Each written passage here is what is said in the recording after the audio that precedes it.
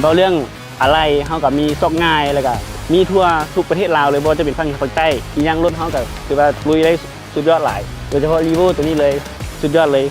เคยใช้มานะจากประสบการณ์ผู้ใช้จริงมากก็ขี่สบายขี่นุ่มนวลจะเป็นรถตลาดทั่วไปเลยซื้อง่ายขายง่าย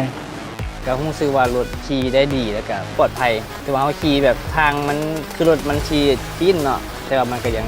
คงตัวได้ดีราคากับบตกหลายแบบแล้วก็คนนิยมใช้เพราะว่ารถมีคุณภาพดีได้ลองแบบวิบากแบบสุดๆเลยเป็นรถที่ว่าแพงเนาะแล้วก็ออปชันนี้ให้มาเต็มเลยใน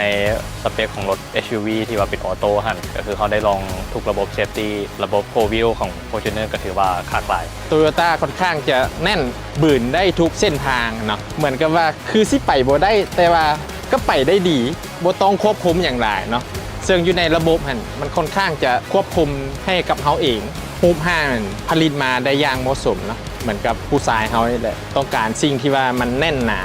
แต่ถือว่าตอบโจทย์ได้ดี มีความนิ่มนวลแข็งแกร่งดีสมรรถภาพในการ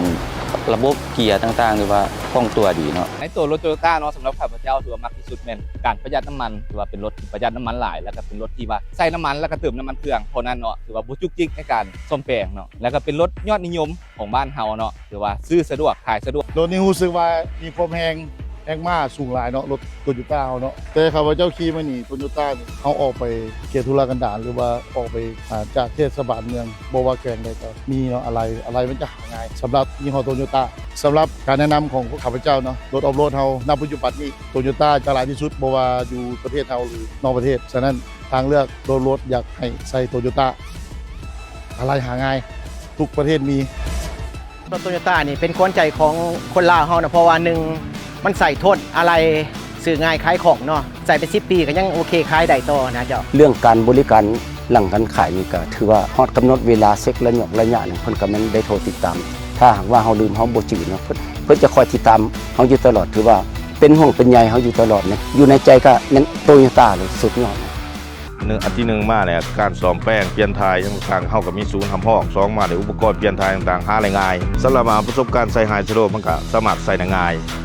ออกง่ายเข้าง่ายความนิ่มนวลการโยกตัวต่างๆการทรงตัวถือว่ามีความมั่นใจข้าพเจ้าเคยใส่มาตลอดเพราะว่ารถข้าพเจ้าเป็นรถที่ว่าลุยทางสนามอยู่แล้ว